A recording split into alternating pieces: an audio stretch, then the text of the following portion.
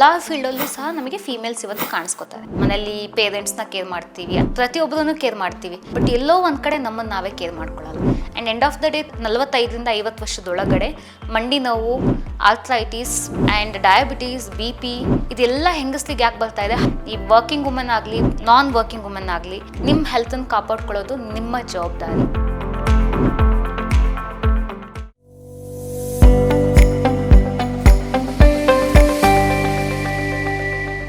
ಎಲ್ಲರಿಗೂ ನಮಸ್ಕಾರ.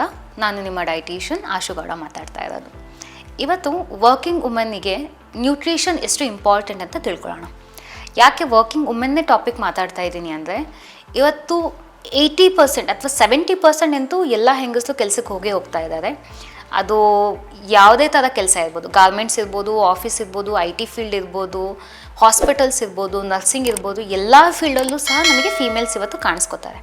ಆದರೆ ಎಲ್ಲೋ ಒಂದು ಕಡೆ ಇವ್ರು ನ್ಯೂಟ್ರಿಯೆಂಟನ್ನು ನಾವು ಎಲ್ಲೋ ಒಂದು ಕಡೆ ಕೇರ್ ಮಾಡ್ತಾ ಇಲ್ಲ ಅಂತ ನಾವು ನಮ್ಮ ಕ್ಲೈಂಟ್ಸ್ ಜೊತೆ ಮಾತಾಡುವಾಗ ಅಥವಾ ಕೆಲವೊಂದು ಸರ್ವೆ ಮಾಡಿದಾಗ ಗೊತ್ತಾಯಿತು. ಹಾಗಾಗಿ ಇವತ್ತು ಈ ಟಾಪಿಕ್ ಬಗ್ಗೆ ಮಾತಾಡೋಣ. ಈಗ ನ್ಯೂಟ್ರಿಯೆಂಟ್ ಯಾಕೆ ಇಂಪಾರ್ಟೆಂಟ್? ಈಗ ಒಂದು ಫೀಮೇಲ್ ಅಂತ ತೊಗೊಂಡಾಗ ನಾವು ಎಲ್ಲರನ್ನೂ ಕೇರ್ ಮಾಡ್ತೀವಿ. ಮನೇಲಿ ಪೇರೆಂಟ್ಸ್ನ ಕೇರ್ ಮಾಡ್ತೀವಿ, ಅತ್ತೆ ಮಾವನ ಕೇರ್ ಮಾಡ್ತೀವಿ, ಫ್ಯಾಮಿಲಿ, ಮಕ್ಕಳು, ಪ್ರತಿಯೊಬ್ಬರನ್ನು ಕೇರ್ ಮಾಡ್ತೀವಿ, ಬಟ್ ಎಲ್ಲೋ ಒಂದು ಕಡೆ ನಮ್ಮನ್ನು ನಾವೇ ಕೇರ್ ಮಾಡ್ಕೊಳ್ಳಲ್ಲ.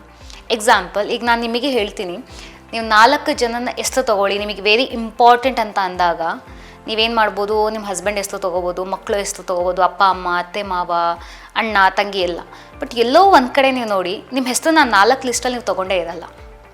ಹಾಗಾಗಿ ನಾವು ಎಲ್ಲದನ್ನೂ ಚೆನ್ನಾಗಿ ನೋಡ್ಕೋತೀವಿ, ಆದರೆ ನಾವು ಅಂತ ಬಂದಾಗ ನಮ್ಮ ಹೆಲ್ತನ್ನು ನಾವೆಲ್ಲ ಒಂದು ಕಡೆ ನೋಡ್ಕೊಂಡಿರಲ್ಲ. ಹಾಗಾಗಿ ಇವತ್ತಿನ ಕಾಲದಲ್ಲಿ ನಾವು ನೋಡ್ತಾ ಇರೋದು, ಎಷ್ಟೋ ಫೀಮೇಲ್ಸಿಗೆ ಬೋನ್ ಡೆನ್ಸಿಟಿ ಕಮ್ಮಿ ಆಗ್ತಾ ಇದೆ, ಪ್ರೋಟೀನ್ ಕಮ್ಮಿ ಆಗ್ತಾ ಇದೆ ದೇಹದಲ್ಲಿ, vitamin D deficiency, B12 deficiency, hair fall, hormone imbalance ಇದೆಲ್ಲ ಕಾಣಿಸ್ಕೊತಾ ಇರೋದು ನೆಗ್ಲಿಜೆನ್ಸಿಯಿಂದ ಅಂತ ಒಂದು ಸರ್ವೆ ಪ್ರಕಾರ ಗೊತ್ತಾಗುತ್ತೆ. ಹಾಗಾಗಿ ನಾನಿವತ್ತು ಏನು ಹೇಳ್ತೀನಿ ಅಂದರೆ, ಎಲ್ಲರೂ ಬ್ಯುಸಿಯಾಗಿರ್ತೀವಿ, ಟ್ರಾವೆಲ್ ಮಾಡ್ತಾ ಇರ್ತೀವಿ. ಇವತ್ತು ಎಲ್ಲ ಫೀಲ್ಡಲ್ಲೂ ನಾವು ಹೆಣ್ಮಕ್ಳಿದ್ದಾಗ ನಿಮ್ಮ ಆರೋಗ್ಯನೂ ಸಹ ನೀವು ಹಾಗೆ ನೋಡ್ಕೋಬೇಕು.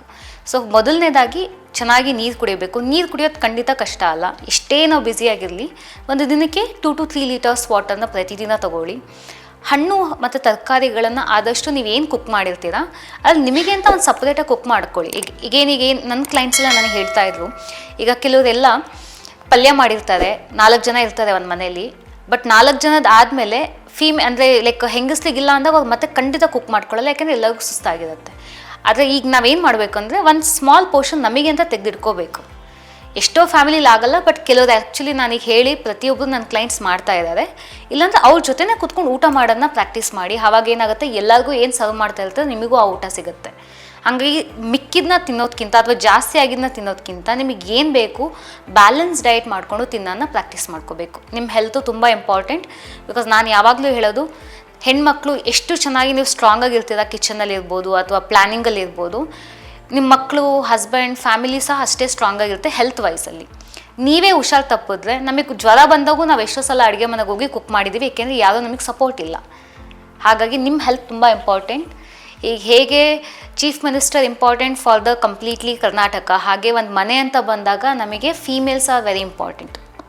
ಹಾಗಾಗಿ ನಿಮ್ಮ ಹೆಲ್ತನ್ನು ನೀವು ಕಾಪಾಡ್ಕೋಬೇಕು. ಒಳ್ಳೆ ನೀರು ಕುಡೀರಿ, ಬ್ಯಾಲೆನ್ಸ್ ಡಯಟ್ ಊಟ ಮಾಡಿ, ಅದ್ರ ಜೊತೆಗೆ ವರ್ಕೌಟ್. ಈಗ ಫಿಸಿಕಲ್ ಆ್ಯಕ್ಟಿವಿಟಿ, ಹೌಸ್ ವೈಫ್ ಆಗಿರ್ಬೋದು, ವರ್ಕಿಂಗ್ ಲೇಡಿ ಇರ್ಬೋದು, ದಿನದಲ್ಲಿ 30 ಮಿನಿಟ್ಸ್ ನಿಮಗೆ ಅಂತ ನೀವು ಟೈಮ್ ಕೊಡಬೇಕು.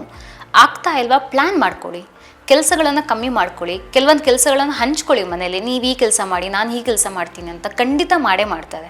ಬಟ್ ನಾವು ಆತ ಯಾರಿಗೂ ಹೇಳ್ದಲ್ಲೇ ಎಲ್ಲ ನಾವೇ ಕೆಲಸ ಮಾಡುವಾಗ ನಮಗೇನಾಗುತ್ತೆ, ಟೈಮ್ ಶಾರ್ಟೇಜ್ ಆಗ್ತಾ ಹೋಗುತ್ತೆ.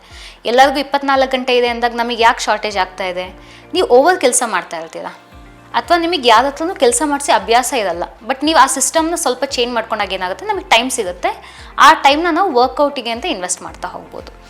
ಸ್ಟ್ರೆಸ್ ಲೆವೆಲ್ಸ್ ಜಾಸ್ತಿ ಆಗ್ತಾ ಹೋಗುತ್ತೆ. ಹಾಗಾಗಿ ಸ್ಟ್ರೆಸ್ ಲೆವೆಲ್ಸ್ ಬ್ಯಾಲೆನ್ಸ್ ಮಾಡಬೇಕು ಅಂದ್ರೂ ಸಹ ವರ್ಕೌಟ್ ಮಾಡಿ. ವರ್ಕೌಟ್ ಮಾಡಿದಾಗ ಹ್ಯಾಪಿ ಹಾರ್ಮೋನ್ಸ್ ರಿಲೀಸ್ ಆಗುತ್ತೆ, ಅದರಿಂದ ಸ್ಟ್ರೆಸ್ ಹಾರ್ಮೋನ್ಸ್ ಕಮ್ಮಿ ಆಗ್ತಾ ಹೋಗುತ್ತೆ. ನಿದ್ರೆ ಮಾಡಿ, ಏಕೆಂದರೆ ಎಲ್ಲರಿಗಿಂತ ಬೇಗ ಎದ್ದೇಳ್ತೀವಿ, ಎಲ್ಲರಿಗಿಂತ ಲೇಟಾಗಿ ಮಲ್ಕೋತೀವಿ ಫಿಮೇಲ್ಸ್ ಅಂದಮೇಲೆ. 80%, ನಾನು 100% ಅಂತ ಹೇಳಲ್ಲ, ಕೆಲವರು ಪ್ರಾಪರ್ ಟೈಮಲ್ಲಿ ಮಲ್ಕೊಂಡು ಎದ್ದೇಳ್ತಿದ್ದಾರೆ, ಅಪ್ರಿಷಿಯೇಟೆಡ್. ಬಟ್ ಎಷ್ಟೋ ಜನ ಹೆಣ್ಮಕ್ಳಿಗೆ ಮಾಡೋದ್ರಿಂದ ನಮಗೇನಾಗುತ್ತೆ ಅಂದರೆ, ನಿದ್ರೆಯಿಂದ ನಮಗೆ ಹಾರ್ಮೋನ್ ಇಂಬ್ಯಾಲೆನ್ಸ್ ಆಗುತ್ತೆ. ಹಾರ್ಮೋನ್ ಇಂಬ್ಯಾಲೆನ್ಸ್ ಆದಾಗ ಫೀಮೇಲ್ಸಿಗೆ 4 ಸ್ಟೇಜ್ ಇರುತ್ತೆ. ಒಂದು puberty, first time actually periods ಆದಾಗ, ಸೆಕೆಂಡ್ ಮದುವೆ ಆದಾಗ, ಮಕ್ಕಳಾದಾಗ ದೆನ್ ಮೆನೋಪಾಸ್ ಆದಾಗ. ಈ 4 ಫೇಸಲ್ಲೂ ನಮಗೆ 4 ಥರ ಡಿಫ್ರೆಂಟ್ ಮೂಡ್ ಸ್ವಿಂಗ್ಸ್ ಇರುತ್ತೆ.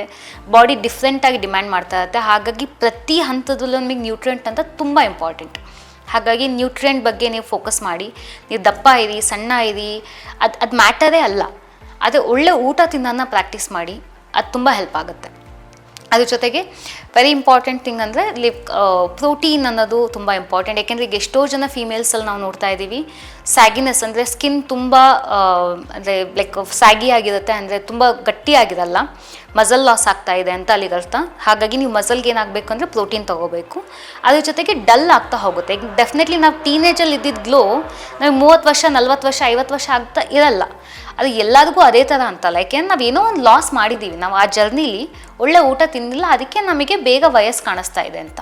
ಹಾಗಾಗಿ ನೀವು ಒಳ್ಳೆ ಊಟ ತಿನ್ನೋದ್ರಿಂದ ನಾವು ಅಟ್ಲೀಸ್ಟ್ ನಾವು ತುಂಬ ಯಂಗಾಗಿ ಕಾಣೋದಕ್ಕಿಂತನೂ ಆ ಏಜಲ್ಲಿ ನಾವು ಎಷ್ಟು ನಮಗೆ ಮೆಚುರಿಟಿ ಇರಬೇಕು ಅಷ್ಟು ಮಾತ್ರ ಇರುತ್ತೆ. ನಾವು ಓವರ್ ಏಜ್ಡಾಗಿ ಕಾಣಲ್ಲ. ಹಾಗಾಗಿ ಒಳ್ಳೆ ಊಟ ತಿನ್ನೋದ್ರಿಂದ ನಮಗೆ ನಿಶಕ್ತಿ ಆಗಲ್ಲ, ಟಯರ್ಡ್ನೆಸ್ ಆಗಲ್ಲ, ಹಾರ್ಮೋನ್ ಇಂಬ್ಯಾಲೆನ್ಸ್ ಆಗಲ್ಲ. ಬಟ್ ನೀವೇನೋ ನಿಮ್ಮ ನ್ಯೂಟ್ರಿಯೆಂಟ್ನ ಚೆನ್ನಾಗಿ ಬ್ಯಾಲೆನ್ಸ್ ಮಾಡಿಲ್ಲ ಅಂದರೆ ಇದೆಲ್ಲ ಸಿಚುಯೇಷನ್ಸ್ಗಳನ್ನು ನಾವು ಫೇಸ್ ಮಾಡಬೇಕಾಗತ್ತೆ. And end of the day ತುಂಬ ನಾನು ಆ್ಯಕ್ಚುಲಿ ನೋಡ್ತಾ ಇರೋ ಕೇಸ್ 50ರಿಂದ 60 ವರ್ಷ, 45ರಿಂದ 50 ವರ್ಷದೊಳಗಡೆ ಮಂಡಿ ನೋವು, ಆರ್ಥ್ರೈಟಿಸ್ ಆ್ಯಂಡ್ ಡಯಾಬಿಟೀಸ್, BP ಇದೆಲ್ಲ ಹೆಂಗಸ್ಲಿಗೆ ಯಾಕೆ ಬರ್ತಾ ಇದೆ. ಹಾರ್ಟ್ ಅಟ್ಯಾಕು ಸಹ ಆ್ಯಕ್ಚುಲಿ ನಾವು ನೋಡ್ತಾ ಇದ್ದೀವಿ. ಮುಂಚೆ ಎಲ್ಲ ಹೆಂಗಸ್ರಲ್ಲಿ ತುಂಬ ಹಾರ್ಟ್ ಅಟ್ಯಾಕ್ ಬರ್ತಾ ಇರಲಿಲ್ಲ. ಏಕೆ ನಮಗೆಲ್ಲ ಅಷ್ಟೊಂದು ಅಭ್ಯಾಸಗಳಿರಲ್ಲ, ಆಲ್ಕೋಹಾಲ್ ತೊಗೊಳ್ಳಲ್ಲ, ಸ್ಮೋಕಿಂಗ್ ಮಾಡಲ್ಲ, ಅಥವಾ ಆದಷ್ಟು ಜಂಕ್ ಫುಡ್ಡೆಲ್ಲ ನಾವು ತಿಂತಾ ಇರಲಿಲ್ಲ. ಬಟ್ ಈಗ ಎಲ್ಲೋ ಒಂದು ಕಡೆ ನಮ್ಗಳಿಗೂ ಬರ್ತಾ ಇದೆ ಅಂದರೆ ಎಲ್ಲೋ ಒಂದು ನಮ್ಮನ್ನು ನಾವು ಕೇರ್ ಮಾಡ್ತಾ ಇಲ್ಲ ಅಂತ. ಈ ವರ್ಕಿಂಗ್ ವುಮೆನ್ ಆಗಲಿ, ನಾನ್ ವರ್ಕಿಂಗ್ ವುಮೆನ್ ಆಗಲಿ, ನಿಮ್ಮ ಹೆಲ್ತನ್ನು ಕಾಪಾಡ್ಕೊಳ್ಳೋದು ನಿಮ್ಮ ಜವಾಬ್ದಾರಿ. ಹಾಗಾಗಿ ಇವತ್ತಿಂದನೇ ಚಿಕ್ಕ ಸ್ಟೆಪ್ಸ್ನ ಇಟ್ಕೊಳ್ಳಿ. ಒಂದೇ ಸಲ ತುಂಬ ಚೇಂಜ್ ಮಾಡೋಕ್ಕಾಗಲ್ಲ. ಸ್ಮಾಲ್ ಗೋಲ್ ಇಟ್ಕೊಂಡು ಅದನ್ನು ಅಚೀವ್ ಮಾಡ್ತಾ ಹೋಗಿ.